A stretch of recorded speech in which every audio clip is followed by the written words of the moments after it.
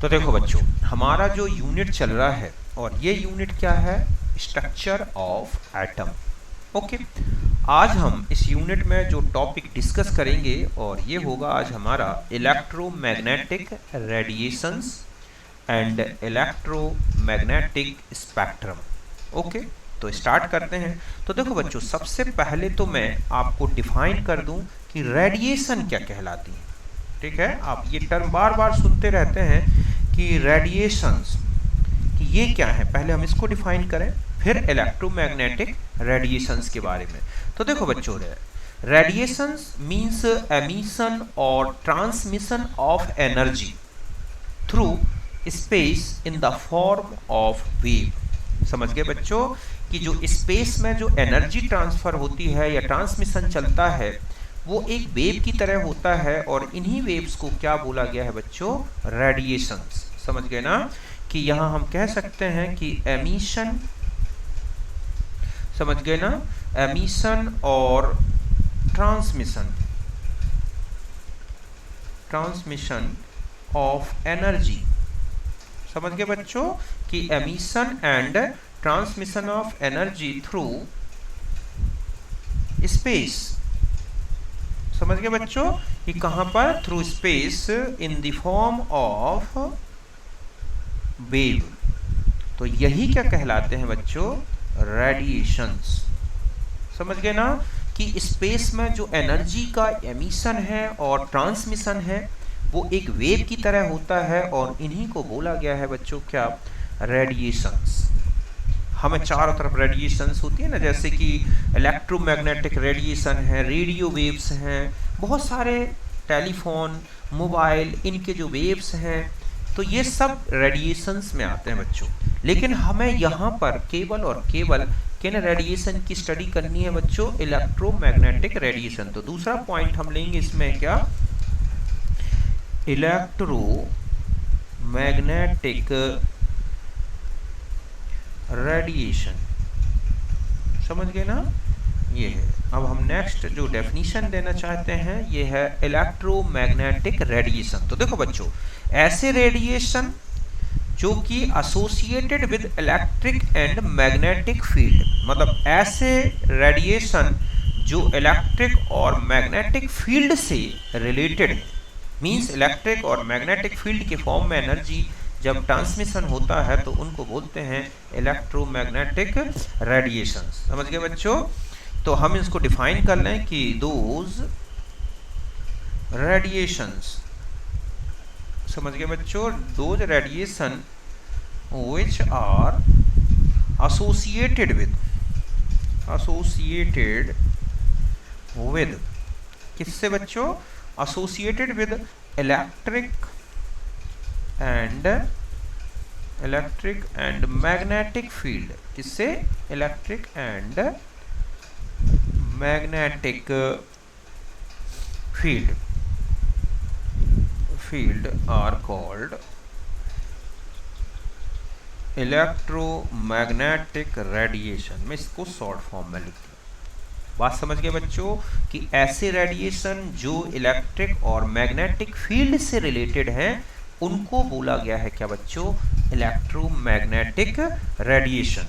फिर तीसरा आ जाता है, एक थ्योरी दी गई किसकी बच्चों, मैक्सवेल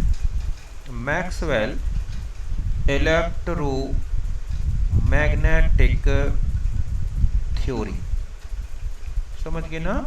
हम इस थ्योरी को यहाँ पर एक्सप्लेन करेंगे, इलेक्ट्रोमैग्नेटिक थ्योरी ऑफ मैक्सवेल। तो देखो, मैक्सवेल एक पहला साइंटिस्ट था जिसने ये कहा था कि जो लाइट वेव्स हैं are associated with oscillating electric and magnetic character.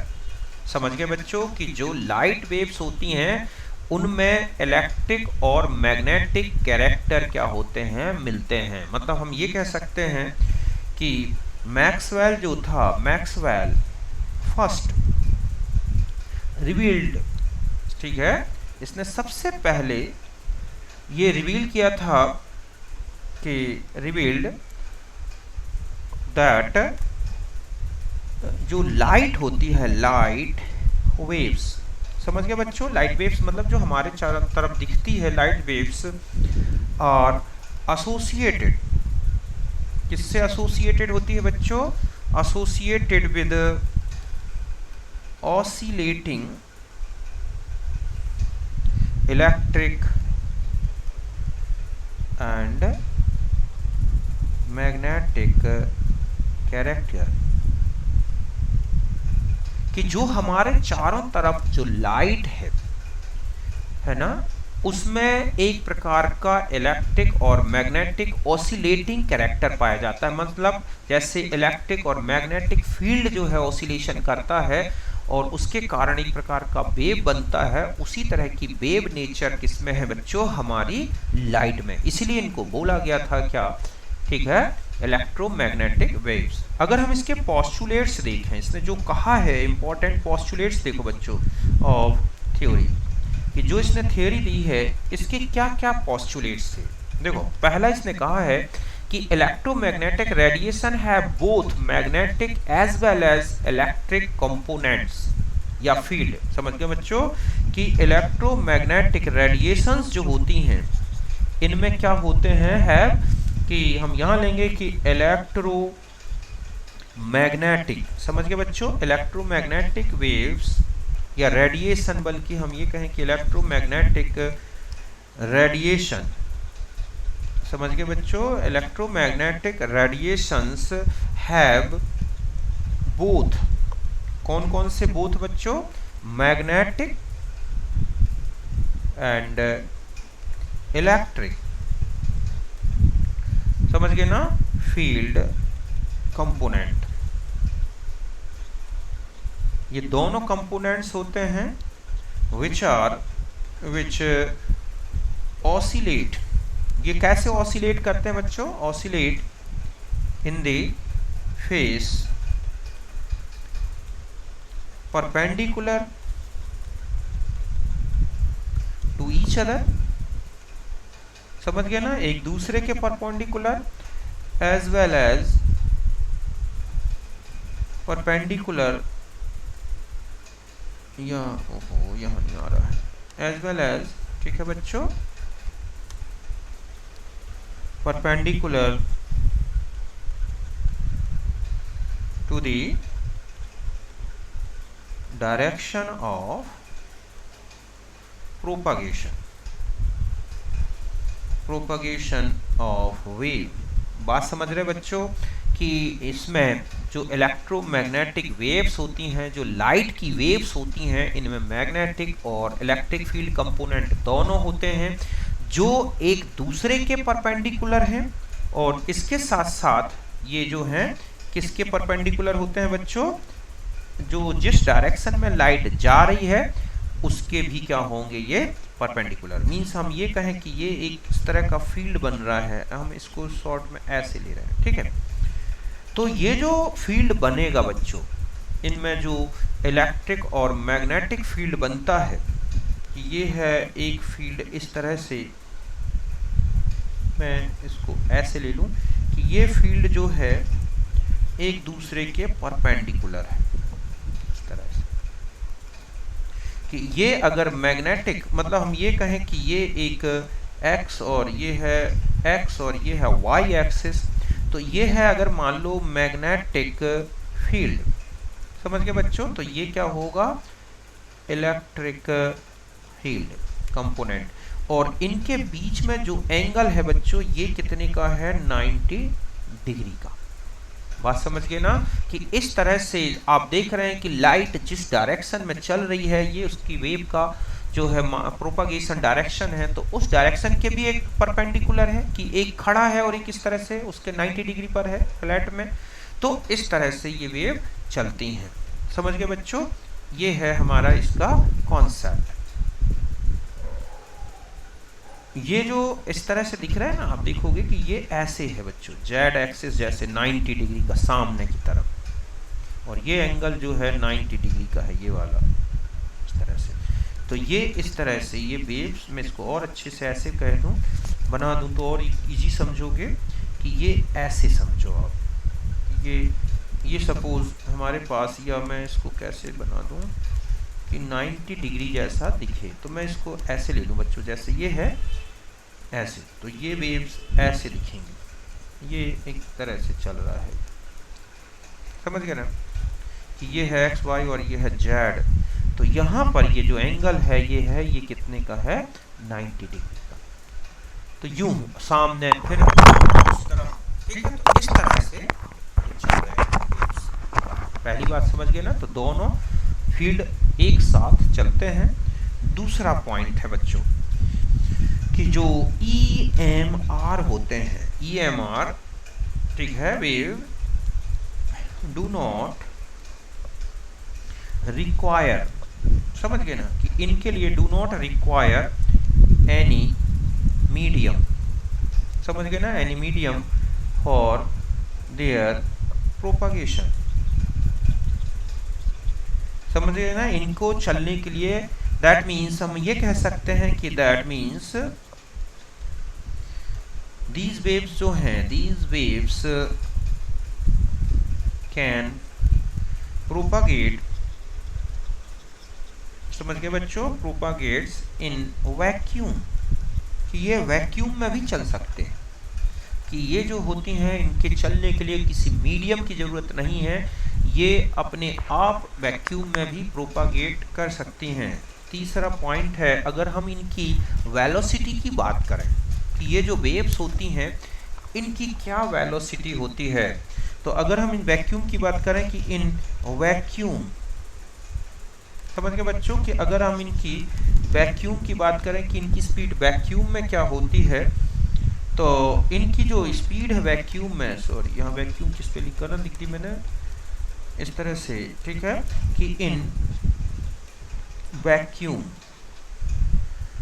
अगर हम ऑल टाइप्स ऑफ EMR जो होती हैं travel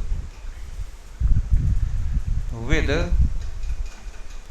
speed of light means 3 into 10 to the power 8 metre per second या 3 into 10 to the power 10 centimetre per second, समझ गए बच्चों, कि इनकी जो स्पीड है वैक्यूम में वो इतनी होती है, ठीक है, और ये है 3 into 10 to the power 8 metre per second. Fourth point में आते हैं अब हम इनके, तो देखो बच्चों, वेव के जो कैरेक्टरिस्टिक्स होते हैं, जैसे वेव नेचर, होने में wave length, wave number, frequency. Next यही होता है कि इलेक्ट्रिक है, डिफरेंट टाइप्स के जो मैग्नेटिक रेडिएशन होते हैं, कि डिफरेंट टाइप्स ऑफ, ठीक है, EMR आर डिफर इन, या पहले 2 मिनट रुको बच्चों, पहले मैं पॉइंट लिख दूं कि इन वेव्स में, ठीक है, EMR, ठीक है, possessed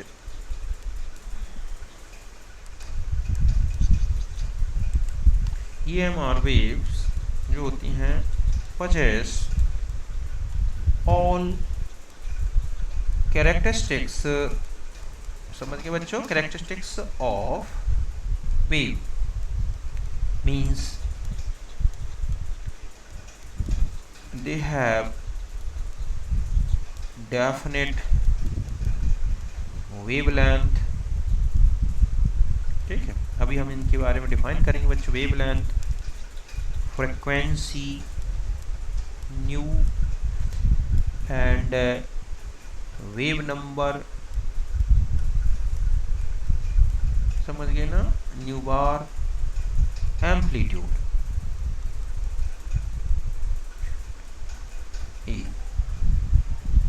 and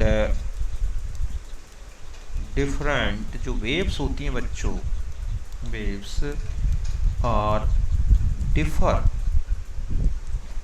from each other with these respects, means frequency, wave number, ये लैम्डा, इनके बेस पर ये एक दूसरे से अलग होती है, कि इनमें all characteristics of waves, waves के जो कैरेक्टर्स होते हैं, वेव लेंथ होना, फ्रिक्वेंसी होना, वेव नंबर, एम्पलीट्यूड, ये सब इनमें होते हैं। और एक दूसरे से ये जो वेव्स होती हैं, इन्हीं रिस्पेक्ट्स के बेस पर एक दूसरे से क्या होती हैं बच्चों, डिफरेंट होती हैं। बात समझ गए यहाँ तक? अब मैं इनको डिफाइन कर दूं और फिर हम आएंगे इलेक्ट्रोमैग्नेटिक स्पेक्ट्रम के बारे में कि ये क्या होता है। ठीक है, तो अब हम आ जाते हैं नेचर या कैरेक्टरिस्टिक्स ऑफ वेव। फिर मैं इनके बारे में डिफाइन करता हूँ बच्चों इनको, और characteristics of wave means EMR।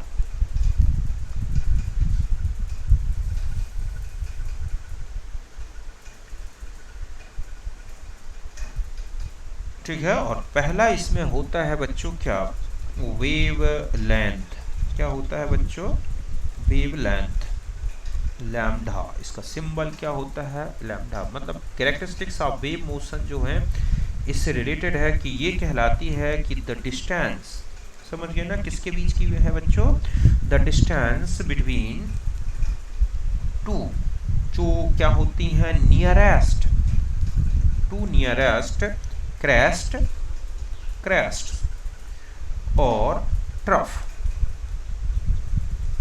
समझ गए ना बच्चों कि दो नियरेस्ट ट्रफ या फिर कहें कि दो नियरेस्ट क्रेस्ट के बीच का जो डिस्टेंस है इज नोन एज वेवलेंथ।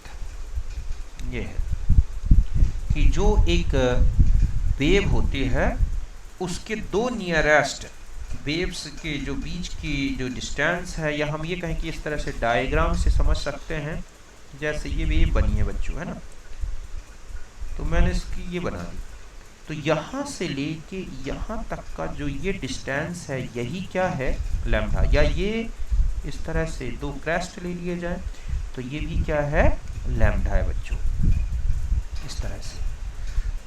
तो ये है, अगर आप इनकी यूनिट्स की बात करें, ठीक है, कि ये किस किस यूनिट में, तो एक तो होती है पिकोमीटर, तो ये होता है 10⁻12 मीटर या 10⁻⁻10 सेंटीमीटर। ठीक है बच्चों, पिकोमीटर के बाद आता है एंगस्ट्रॉम, तो ये होता है -10 मीटर या 10⁻⁻8 सेंटीमीटर। एक होगा नैनोमीटर बच्चों, 10⁻⁻9 मीटर या 10⁻⁻7 सेंटीमीटर। समझ गए ना, हमें इन्हीं की ज़रूरत होगी, पिकोमीटर, एंगस्ट्रॉम और नैनोमीटर, इससे ज़्यादा हमें यूनिट नहीं लेनी। एक दूसरा आ जाता है बच्चों, और वो है क्या, फ्रीक्वेंसी। समझ गए ना, फ्रीक्वेंसी मीन्स न्यू, कि ये क्या होती है, frequency the number of times of wave passes a given point in 1 second known as frequency of wave. समझ गए बच्चों, या total number of oscillation in 1 second भी हम क्या बोलते हैं, फ्रीक्वेंसी। मतलब है कि ये है टोटल नंबर, देखो इसको दो प्रकार से डिफाइन किया गया है, टोटल नंबर ऑफ टाइम्स, ठीक है, a wave passes a given point in 1 second, और इसी को बोल सकते हैं कि number of oscillation, number of complete oscillation. ठीक है, ऑसिलेशन साइकिल मतलब, ठीक है, इन ऑसिलेशन और cycle, complete cycle of wave in 1 second. तो ये क्या कहलाते हैं बच्चों, फ्रीक्वेंसी, इज कॉल्ड फ्रीक्वेंसी। और फ्रीक्वेंसी जो होती है बच्चों inversely proportional to the, sorry, frequency जो होती है directly proportional to the wave number, या हम frequency equal to V bar into C, जहाँ सी क्या है, लाइट वेलोसिटी, जो कि 3 इंटू 10⁸ मीटर पर सेकंड लेंथ, ठीक है। और वी बार जो है ये है वेव नंबर। अभी हम इसको भी डिफाइन कर लेंगे कि ये क्या है वेव नंबर, ठीक है। और अगर हम यूनिट की बात करें इसकी, तो अभी आपने देखा कि ये है c into V bar, yes, ठीक है। या हम इसी को और थोड़ा सा बढ़ा दें इसका फॉर्मूला, तो यूनिट आपको बहुत अच्छे से समझ में आ जाएगी। इसकी यूनिट क्या होगी, तो न्यू इज इक्वल टू, ऐसा भी लिख सकते हैं, nu is equal to c upon lambda. ऐसा इसलिए बच्चों कि V bar equal to 1 upon lambda, हम इसको भी डिफाइन करेंगे अलग से। तो यूनिट अगर आपसे पूछी गई है तो न्यू की यूनिट देखो ये होती है मीटर पर सेकंड में बच्चों, और ये मीटर में लेंगे तो ये आएगी सेकंड इनवर्स, या इसी को बोलते हैं हर्ट्ज या CPS, साइकिल पर सेकंड में। इस तरह से यूनिट होती है 1 हर्ट्ज। यहाँ मैं बता दूं 1 हर्ट्ज इक्वल टू 1 CPS, एक साइकिल पर सेकंड में। तो इस तरह से ये कहलाएगा CPS, साइकिल पर सेकंड, फ्रीक्वेंसी हो गया। तीसरा देखो बच्चों, तीसरा होता है, ठीक है, वेव नंबर। क्या लेंगे हम, वेव नंबर। तो इसका सिंबल है वी बार। वेव नंबर क्या होती है, लाइट का वेव नंबर, ठीक है। तो ये कहलाएगा टोटल नंबर, समझ गए बच्चों, टोटल नंबर ऑफ ऑसिलेशन और cycle of wave in 1 centimetre length of its wave.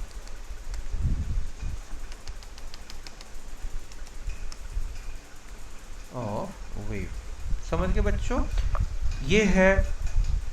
और wave number equal to 1 upon कितना होता है, लैम्डा, कि total number of wave lengths, the number of, या हम इसको एक और है कि number of wave length in 1 centimetre of wave, कि वेव के 1 सेंटीमीटर में कुल कितनी वेव लेंथ बन रही हैं, वो कहलाता है वेव नंबर। इसका फॉर्मूला है V bar equal to 1 upon lambda. अगर हम इसकी यूनिट की बात करें तो 1 अपॉन मीटर, तो ये होगी किसमें बच्चों, मीटर इनवर्स में, इस तरह से, ठीक है। फिर और देखो, एक और में आते हैं, वेलोसिटी की बात करें, वेलोसिटी ऑफ EMR। तो ये तो हालांकि कांस्टेंट वैल्यू है बच्चों, ठीक है। तो ये कहलाएगी द डिस्टेंस। हम जानते हैं कि किसी की वेलोसिटी निकालनी है तो द डिस्टेंस, ठीक है, ट्रेवल्ड। अब ये ट्रेवल्ड बाय वेव इन कितने में, 1 सेकेंड। तो यही क्या कहलाती है बच्चों, ये है। तो V equal to C into lambda, इससे निकलता है इसका वेलोसिटी, और ये हो जाएगी C इक्वल टू, उल्टा लिख दिया मैंने, ये हो जाएगा हमारे पास वेलोसिटी अगर हमें निकालना है तो C इक्वल टू, ये है न्यू इंटू लैम्डा। अभी आपने जो रिलेशन देखा ना, ये वाला फ्रिक्वेंसी इंटू लैम्डा वाला, उसी से तो निकला ये वाला रिलेशन लगा दो आप, ठीक है, कि nu into lambda equal to C, तो यही है। और ये बता दूं कि ये कांस्टेंट वैल्यू है, C है 3 इंटू 10⁸ मीटर पर सेकंड इन वैक्यूम। समझ गए बच्चों कि वैक्यूम में इसकी वेलोसिटी जो है लाइट की, वो इतनी कांस्टेंट वैल्यू है। और अगर हमें कहीं मीडियम में दे रखी है तो हम उसकी वेवलेंथ फ्रिक्वेंसी के बेस पे भी निकाल सकते हैं। और फोर्थ पॉइंट है बच्चों क्या, एम्पलीट्यूड, ठीक है, कि एम्पलीट्यूड क्या है। एम्पलीट्यूड तो देखा होगा कि जो वेव होती है ना, उसकी जो क्रस्ट बनता है या जो ट्रफ बनता है, तो ट्रफ की डेप्थ लेते हैं या क्रस्ट की हाइट ले लें। मतलब ये क्या है कि इट इज, ठीक है, द हाइट, किसकी हाइट है बच्चों, हाइट ऑफ द क्रस्ट। और अगर हम डेप्थ की बात करें, समझ गए ना, कि डेप्थ ऑफ द ट्रफ, यही कहलाता है क्या बच्चों, एम्पलीट्यूड। कि जो वेव का, तो ये जो है इंटेंसिटी, ठीक है। और ये बता दूं कि इट मेजर्स द ब्राइटनेस, समझ गए बच्चों। ब्राइटनेस मींस इंटेंसिटी जो होती है, इंटेंसिटी ऑफ लाइट, ये लाइट की इंटेंसिटी को बताता है। और अगर हम इसकी यूनिट कहें तो देखो बच्चों, ये एक बना के बता दूं कि इस तरह से है, मान लो बीम, तो ये चाहे ले लो आप एम्पलीट्यूड, या हम ये कहें ये है, और इसकी जो यूनिट होती है वो मीटर और क्या होती है, सेंटीमीटर। ये हाइट है, ये डेप्थ है, हाइट हो या डेप्थ हो, ठीक है। तो इसकी यूनिट जो है वो क्या है, सेंटीमीटर और मीटर, इस तरह से। तो ये था हमारा इलेक्ट्रोमैग्नेटिक रेडिएशन के बारे में। और एक और पॉइंट होता है इसका, 6th पॉइंट और बता दूं मैं, कि जो इलेक्ट्रोमैग्नेटिक बच्चों की रेडिएंट एनर्जी जो होती है, समझ गए ना, मींस रेडिएशंस जो हैं, रेडिएंट एनर्जी जो होती है इज एमिटेड और ट्रांसमिटेड, समझ गए ना, फ्रॉम एनी सोर्स कंटिन्यूअसली, समझ गए बच्चों कि कैसे चलती है, continuously in the form of electromagnetic wave, समझ गए ना, कि इसी को कहा जाता है। तो इस तरह से ये कहा गया कि जो रेडिएंट एनर्जी है, लाइट की एनर्जी है, कि अगर ये एक सोर्स है तो इससे इस तरह से एनर्जी रेडिएंट निकलती है, ये कहलाएगा क्या बच्चों, कंटिन्यूअस प्रोपागेशन। समझ गए ना कि रेडिएशन का कंटिन्यूअस जो है बच्चों क्या चलता है, कंटिन्यूअस प्रोपागेशन चलता है, कहीं ब्रेक नहीं होती। मतलब ये जिस डायरेक्शन में चल रही है धागे की तरह चलेगी। तो एक सोर्स से, कि ये रेडिएशन सोर्स है, ठीक है, तो रेडिएशन सोर्स से जो एनर्जी निकलती है, रेडिएंट एनर्जी, वो एक कंटिन्यूअस, और यही है कंटिन्यूअस, ठीक है, थ्योरी ऑफ प्रोपागेशन। मीन्स इसको बाद में थोड़ा सा ब्रेक कर दिया गया, इस थ्योरी को, उसमें दे दिया गया कि पार्टिकल्स की तरह चलती है, लेकिन बाद में दोनों जोड़ी गई हैं बच्चों थ्योरी, लाइट की कंप्लीट प्रॉपर्टीज को बताने के लिए। और एक डेफिनेशन और बता दूं मैं, फिर हम कुछ एक दो न्यूमेरिकल बता देते हैं। और अब आता है एक इलेक्ट्रोमैग्नेटिक, समझ गए बच्चों, स्पेक्ट्रम। पहले इसके डिफाइन कर लें कि ये क्या है, इलेक्ट्रोमैग्नेटिक स्पेक्ट्रम। तो देखो बच्चों, जो लाइट है हमें चारों तरफ दिखती है, या इसके अलावा जो नहीं भी दिखती है, मतलब सीधा सीधा है कि जितनी भी रेडिएंट एनर्जी है उसको, उसमें जो वेव्स बन रही हैं, रेडिएशंस बन रही हैं, उनकी वेवलेंथ के अनुसार अरेंज किया गया है। उस अरेंजमेंट को ही क्या बोला गया है बच्चों, एक इलेक्ट्रोमैग्नेटिक स्पेक्ट्रम। तो यहाँ पर हम ये कह सकते हैं कि दी, ठीक है, अरेंजमेंट किसका बच्चों, अरेंजमेंट ऑफ दी वेरियस, समझ गए ना, कि जो वेरियस क्या है बच्चों, या डिफरेंट, ठीक है, the arrangement of various electromagnetic wave, various types जो हैं, वेरियस टाइप्स ऑफ EMR, समझ गए ना, EMR वेव्स इन दी, कौन सा ऑर्डर ले लें, in the order of their increasing, कौन सा, इंक्रीजिंग वेवलेंथ और डिक्रीजिंग फ्रीक्वेंसी, समझ गए ना, कि इनको एक अरेंजमेंट कर दें किसके बेस पर, उनकी वेवलेंथ के इंक्रीजिंग ऑर्डर पर या फ्रीक्वेंसी के डिक्रीजिंग ऑर्डर पर। तो इसी को बोला गया है बच्चों, is known as EMR spectrum. क्या बोला गया है? EMR स्पेक्ट्रम कि जितनी भी रेडिएशंस हैं बच्चों या रेडिएंट एनर्जी है उनको वेवलेंथ के अनुसार इंक्रीजिंग ऑर्डर में रखें तो जो एक प्रकार का क्या बनता है, बेल्ट बन जाती है, उसी को क्या बोला गया है बच्चों? Electromagnetic spectrum. में इस तरह से लूं कि यहां से स्टार्ट करूं, ठीक है, कि जैसे पहला होता है कौन सा? गामा रेज, ठीक है, कि जो रेडिएशंस होती हैं बच्चों उनको वेवलेंथ के अनुसार डिवाइड किया गया है। तो जैसे यहाँ पर ले लें हम, ये हैं गामा रेज, ठीक है।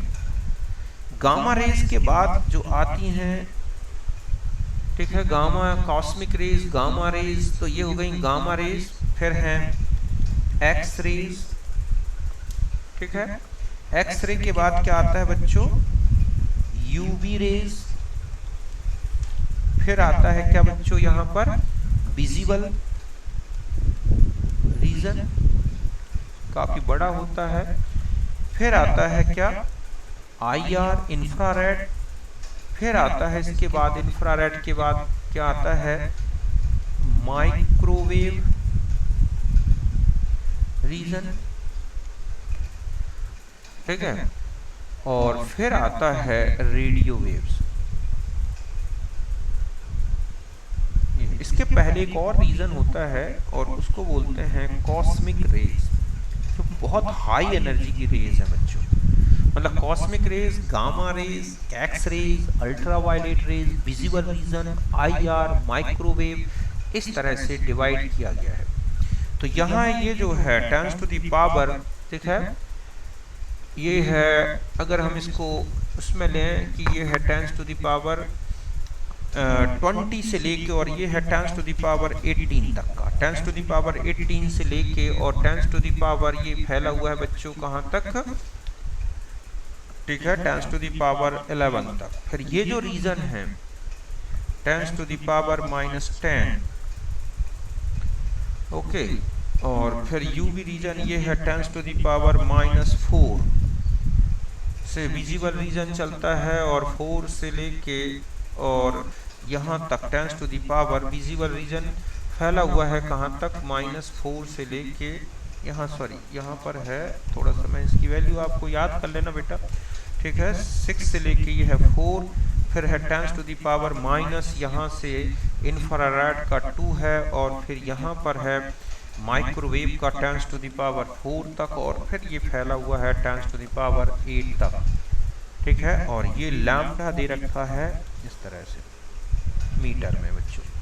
ऐसे तो फ्रीक्वेंसी के लिए। और अगर हम विजिबल रीजन की बात करें ना बच्चों, तो विजिबल रीजन जो है वो 400, ठीक है, कहाँ से लेके? नैनोमीटर से लेके, और ये होता है 750 nm के बीच का, ये जो विजिबल रीजन है,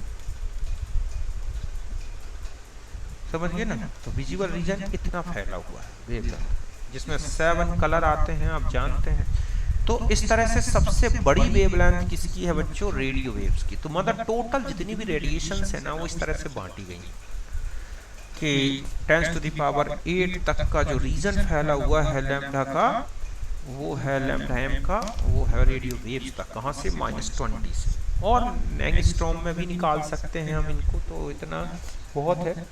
तो इस तरह से कुल मिला के ये है इलेक्ट्रोमैग्नेटिक स्पेक्ट्रम बच्चों। अब हम आ जाते हैं, एक दो क्वेश्चन बता दूं मैं, फिर बढ़े इसके खत्म करें इसको। तो देखो यहाँ पर है कि जैसे लिखा है कैलकुलेट, ठीक है बच्चों, कैलकुलेट फ्रीक्वेंसी वेव नंबर, ठीक है, of wave with wavelength lambda दे रखा है, मान लो आपको 1000 एंगस्ट्रॉम, ठीक है। तो आपको इसकी फ्रीक्वेंसी और क्या निकालना है? Wave number. तो देखो सर बच्चों कि सबसे पहले लैम्डा आपको दे रखा है 1000 एंगस्ट्रॉम, मैं इसे मीटर में ले लूँ तो 1000 × 10 टू द पावर -10 मीटर, या हम इसे लिख लें -7 मीटर। अब एक एक करके निकाल लें। अगर हम वेव नंबर निकालना चाहें तो 1 लैम्डा लिखेंगे, means 1/10 to the power 7 metre, तो ये हो जाएगा 10 to the power 7 metre inverse में, ठीक है। फिर हम आ जाते हैं कि फ्रिक्वेंसी तो c इंटू वी बार, तो c तो आपको पता है 3 इंटू 10⁸ इंटू, तो मीट यूनिट आप तो जानते ही हैं इसकी, फ्रिक्वेंसी की है तो डायरेक्ट लिख दें, या लाइट की वेलोसिटी को आप यूनिट सहित ले लें तो ये हो जाएगी ठीक है, मीटर पर सेकंड, और इंटू ये है 10⁻7 और क्या मीटर इनवर्स, तो ये आ जाएगी 3 इंटू 10⁻15 सेकंड, ठीक है, इनवर्स, या हम इसे क्या लिख सकते हैं हर्ट्ज में, इस तरह से। तो यहाँ तक बात क्लियर है अच्छी तरह से। तो ये है कुल मिला के, ऐसे कई क्वेश्चन होंगे, जैसे एक और क्वेश्चन है, ठीक है, कि अगर फ्रिक्वेंसी दी है 300 मेगाहर्ट्ज, ठीक है, तो वेवलेंथ क्या होगी बच्चों, तो यहाँ लिखा हुआ है कि 1 mega hertz equal to 10⁻6 hertz. तो आपको क्या करना है, फ्रिक्वेंसी इक्वल टू आप जानते हैं c अपॉन लैम्डा, तो lambda equal to c upon क्या हो जाएगा न्यू, तो c 3 इंटू 10⁻, कितना होता है बच्चों 8 मीटर पर सेकेंड, और फ्रिक्वेंसी आपको दे रखी है कितनी है बच्चों 300 इंटू 10⁻6 हर्ट्ज, ठीक है, हर्ट्ज मतलब सेकेंड इनवर्स में है, ये है। तो हमारे पास जो आंसर आएगा, तो देखो यहाँ कितना हो गया 3 इंटू 10⁸ अपॉन 3 इंटू 10⁸, और ये किस में आ जाएगी बच्चों मीटर, मीन्स 1 मीटर की वेवलेंथ हो। तो इस तरह के क्वेश्चंस होते हैं, आप उनको अच्छे से करना।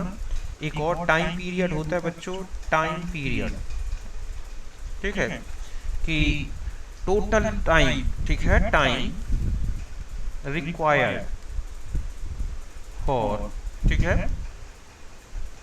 कंप्लीट 1 साइकिल ऑफ वेव, कि एक साइकिल वेव को कंप्लीट करने के लिए, फॉर कंप्लीट 1 साइकिल, तो ये होता है time equal to 1 upon frequency, time period, ठीक है।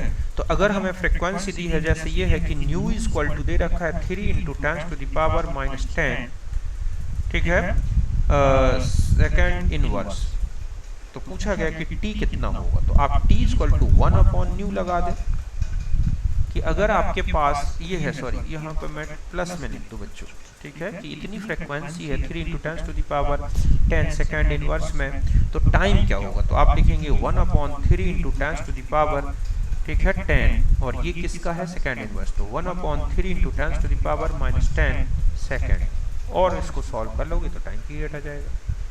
तो यहाँ तक बात समझ में आ गई अच्छी तरह से। तो ये है कुल मिला के इलेक्ट्रोमैग्नेटिक थ्योरी ऑफ रेडिएशन, तो जिसमें हमने सारे कॉन्सेप्ट ले लिए, क्वेश्चंस ले लिए, मैग्नेटिक स्पेक्ट्रम, इसको और भी हम डिटेल में लेंगे आगे जब हम स्पेक्ट्रम के बारे में डिस्कस करेंगे बच्चों। अभी यहाँ तो मैंने सिर्फ रीज़न बता दिया आपको कि टोटल जो रेडिएशन के रीज़न है, ठीक है, रीज़न ऑफ टोटल या रेडिएशंस जो होती हैं अभी तक आपने देखी हैं जो भी, उनके ये रीजन है cosmic rays, gamma rays, X ray, ultraviolet, visible, IR, microwave और रेडियो वेव। जितने भी आप देखते हैं रेडियो सिग्नल, टीवी सिग्नल, वो रेडियो वेव्स में ही भेजे जाते हैं। तो यहाँ तक बात क्लियर है, बाकी हम नेक्स्ट वीडियो में डिस्कस करेंगे बच्चों।